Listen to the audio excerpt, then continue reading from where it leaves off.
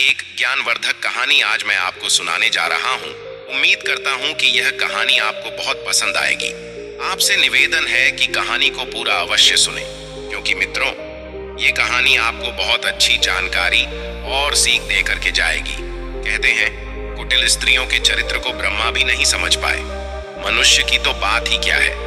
तो आइए मित्रों, समझते हैं इस कहानी के माध्यम से। एक बार एक सन्यासी तीर्थ यात्रा के लिए जा रहे थे। चलते चलते रास्ते में ही शाम हो गई और फिर उन्होंने एक सराय की तरफ जाकर देखा, एक बुनकर अपनी स्त्री के साथ कहीं जा रहा था। सन्यासी ने उस आदमी से कहा, भाई, मैं एक यात्री हूँ, आगे मुझे बहुत दूर जाना था, पर रात्रि हो जाने के कारण मैं अब आगे नहीं जा सकता। आज की रात आप मुझे अपने घर में ही गुजार लेने दो, सुबह मैं यहाँ से चला जाऊंगा। सन्यासी के इस प्रकार निवेदन करने पर बुनकर ने सोचा, चलो कोई बात नहीं, शाम के समय आप मेरे द्वार पर आए हो, आप मेरे अतिथि हो और अतिथि की सेवा भगवान की सेवा कहलाती है। उसने अपनी स्त्री से कहा, प्रिय, आज की रात ये सन्यासी हमारा अतिथि है, तुम इसे लेकर घर लौट जाओ और इसके भोजन, पानी और लेटने बैठने की व्यवस्था करना। तब तक मैं दूसरे गांव से मदिरा पीकर अभी आता हूँ। इतना कहकर वो व्यक्ति चला गया। इधर उसकी पत्नी सन्यासी को लेकर घर लौट आई और मन ही मन बहुत खुश होने लगी, क्योंकि वो स्त्री चरित्रहीन थी। उसने सोचा कि मैं जल्दी जल्दी सन्यासी के भोजन, पानी और सोने की व्यवस्था करके अपने प्रेमी से मिलने जाऊंगी। और सच कहा है कि जिस दिन आकाश बरसाव बादलों से घिरा हो, गहरा अंधेरा छाया हो, अंधेरे के कारण गली में आवागमन ना हो और पति प्रदेश गया हो, तो स्त्रियों के मन व्यभिचार का हो जाता है। मित्रों, कहते हैं, कुलटा स्त्रियों का अपने पतियों में तो अनुराग नहीं होता, इसके विपरीत पर पुरुषों में उनकी आसक्ति खूब होती है। पर पुरुषों के लिए श्रृंगार करने में उन्हें बहुत रुचि रहती है और अपने पति का प्रिय वचन भी करवा लगता है। ऐसी स्त्रियां जिनका मन दूसरे पुरुषों में रमता है, वे अपने कुल का विनाश भी देख सकती हैं, लोक निंदा भी सह सकती है, बंधन में भी पड़ सकती है और किसी के प्राण भी चले जाए तो भी वे भी हंसकर स्वीकार कर लेती हैं। मित्रों, पति के जाते ही उस दूषित चरित्र स्त्री ने सन्यासी को भोजन कराकर और उसका बिस्तर करके उनसे कहा, सन्यासी जी, मैं थोड़ी देर के लिए अपनी सहेली के घर जा रही हूँ, उससे मिलकर मैं अभी लौट आऊंगी, तब तक आप घर में आराम से विश्राम करें। इतना कहकर वो सिंगारा आदि करने के बाद अपने मित्र से मिलने चल दी। जैसे ही वह घर से निकलकर चली, सहयोग से उसका पति उसे सामने से आता हुआ दिखाई दिया। पति को देखकर वह डर के मारे एकदम पीछे लौटकर भागी और जल्दी जल्दी अपने श्रृंगार को बिगाड़कर पहले की तरह बनकर घर में आकर बैठ गई। उसका पति नशे में धुत था, लेकिन फिर भी उसने समझ लिया कि उसकी स्त्री उसे देखकर लौटकर क्यों भागी, और थोड़ी देर पहले तो वो उसे साधारण वेशभूषा में छोड़ गया था, पर इतनी जल्दी ये श्रृंगार करके आभूषण पहनकर कहाँ जा रही थी। वो उसकी कुटिल मंशा को समझ गया था, क्योंकि उसकी शिकायतें वो लोगों के मुख से पहले भी सुनता आ रहा था।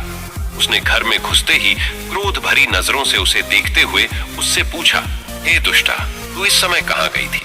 पत्नी कहने लगी, कैसी बात करते हो, मैं भला कहाँ जाऊंगी, लगता है शराब के नशे में तुम्हारी आंखों को धोखा हो गया है। पति बोला, हे कुल कलंकिनी, तुम्हारे लोकापवाद को मैं बहुत दिनों से सुनता आ रहा हूँ और आज मैंने तुझे अपनी आंखों से जाते हुए देख लिया।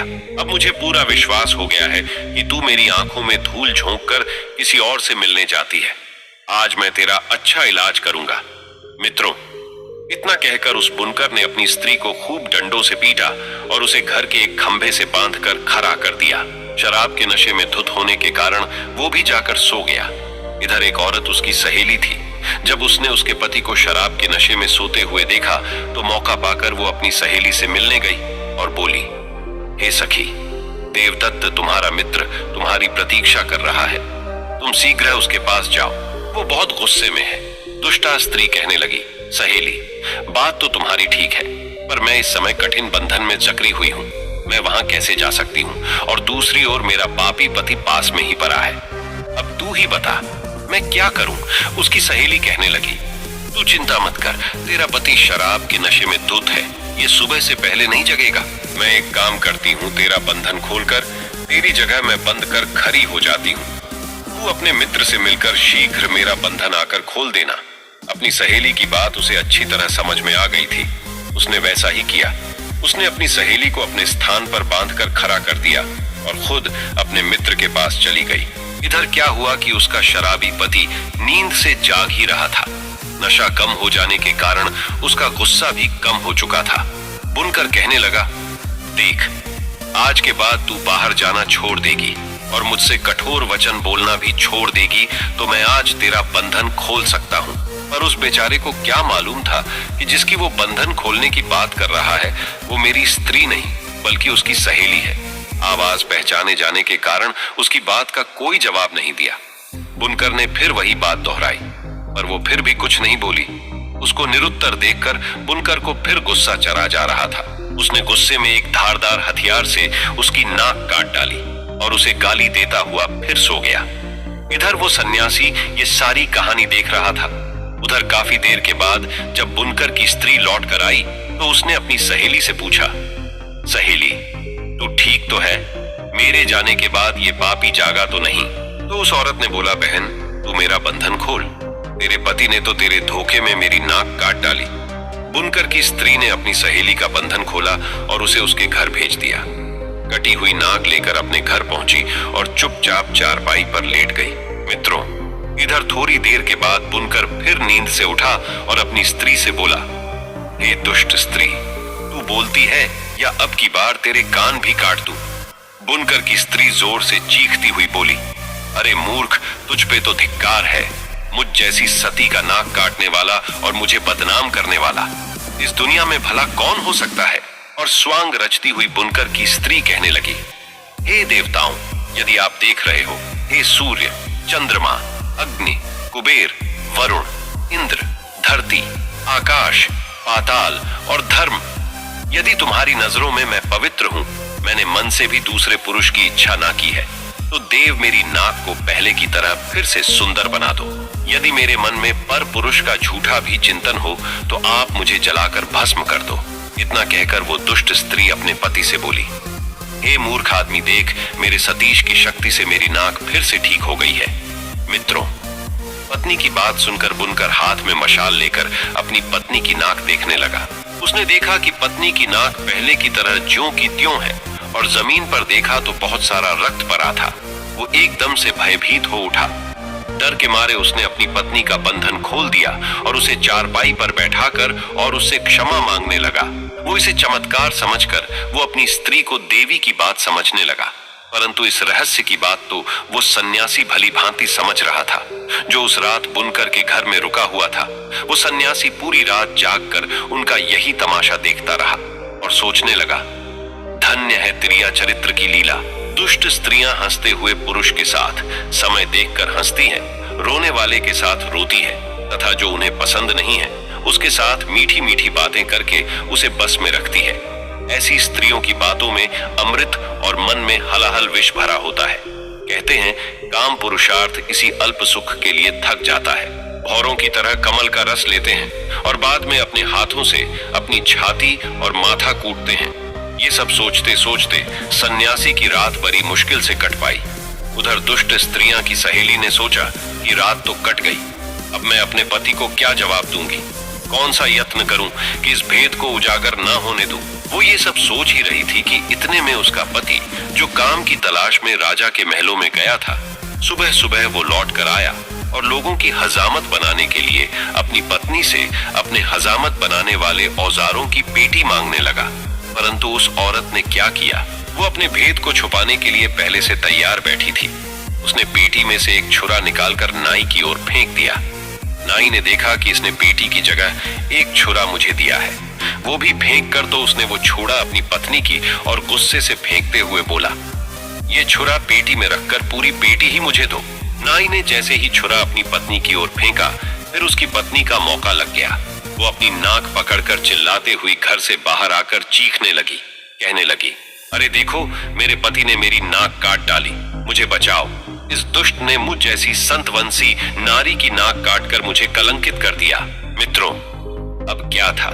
स्त्री के रोने चिल्लाने की आवाज सुनकर राजा के सिपाही आए और नाई को पीटते हुए राजा के दरबार में ले गए और बताया कि महाराज, इस नाई ने बिना कसूर अपनी स्त्री की नाक काट दी, इसे कठोर दंड दिया जाए। राजा ने नाई से पूछा, हे नाई, तुम्हारी स्त्री ने क्या अपराध किया था जो तुमने उसकी नाक काट दी? क्या वो पर पुरुष को चाहती थी? क्या वो किसी परदेशी के साथ बातचीत कर रही थी? क्या इसने कोई चोरी की है? साफ साफ बताओ। राजा के पूछने पर नाई डर के मारे कुछ नहीं बोला। नाई की चुप्पी को देखकर राजा ने समझ लिया कि नाई ने बिना अपराध पत्नी की नाक काटी है, क्योंकि कहते हैं पाप कर्म करने वाला मनुष्य अपने कर्म से डर जाता है। उसके चेहरे का रंग और आवाज बदल जाती है। वो नजर मिलाकर बात नहीं कर सकता, उसका तेज काम नहीं करता। याद रखना मित्रों, जिसके मुंह का रंग फीका पड़ गया हो, मस्तक पर पसीना आता हो, जिसके चलने पर पैर लड़खड़ाते हो, जो घबराई हुई आवाज में बोलता हो, जो नजर झुकाकर बात करता हो, ये दोषी होने के लक्षण होते हैं। राजा ने नाई को सूली पर चढ़ाने का आदेश दे दिया। राजा के सिपाही बेचारे निर्दोष नाई को सूली पर चढ़ाने के लिए ले जाने लगे। उधर उसी सन्यासी ने देखा कि आज एक बेकसूर नाई स्त्री के झूठे आरोपों के कारण मारा जा रहा है, तो वो अपने आप को रोक नहीं पाया। वो एकदम से भागता हुआ राजा के दरबार में पहुंचा और बोला, हे महाराज, अन्याय हो रहा है। यह गरीब नाई बिल्कुल निर्दोष है। इसकी स्त्री ने त्रिया जाल रचकर इसे फंसाया है। और तो सन्यासी ने बुनकर के घर की रात वाली घटना पूरी राजा को सुना दी। राजा ने सन्यासी की बात सुनकर तुरंत बुनकर को बुलाया और नाक काटने वाली बात पूछी, तो बुनकर ने भी बताया कि रात में उसने अपनी स्त्री को समझकर धोखे से शायद इसी स्त्री की नाक काट दी है। राजा ने नाई को तो छोड़ दिया, बुनकर और बुनकर की स्त्री के नाक कान कटवाने का आदेश जारी कर दिया, क्योंकि कहते हैं ब्राह्मण, बालक, स्त्री, तपस्वी और रोगी ये पांचों दोष के योग्य नहीं होते हैं। इसलिए राजा ने उन दोनों औरतों के नाक कान काटकर उन्हें छोड़ दिया। सन्यासी भी अपने मठ को वापस लौट गया। सोचने लगा, किसी निर्दोष की जान बचा देना भी किसी तीर्थ से कम नहीं है। जैसी करनी वैसी भरनी। दोस्तों, दुष्ट स्त्रियों के चरित्र को देवताओं ने भी नहीं समझ पाया। मित्रों, ये कहानी आपको कैसी लगी? आप हमें कमेंट के माध्यम से जरूर बताएं और हो सके तो अपने मित्रों को भी शेयर करना और हमारे चैनल को सब्सक्राइब अवश्य करना। और दोस्तों, सच्ची श्रद्धा से कमेंट में जरूर लिखें, जय श्री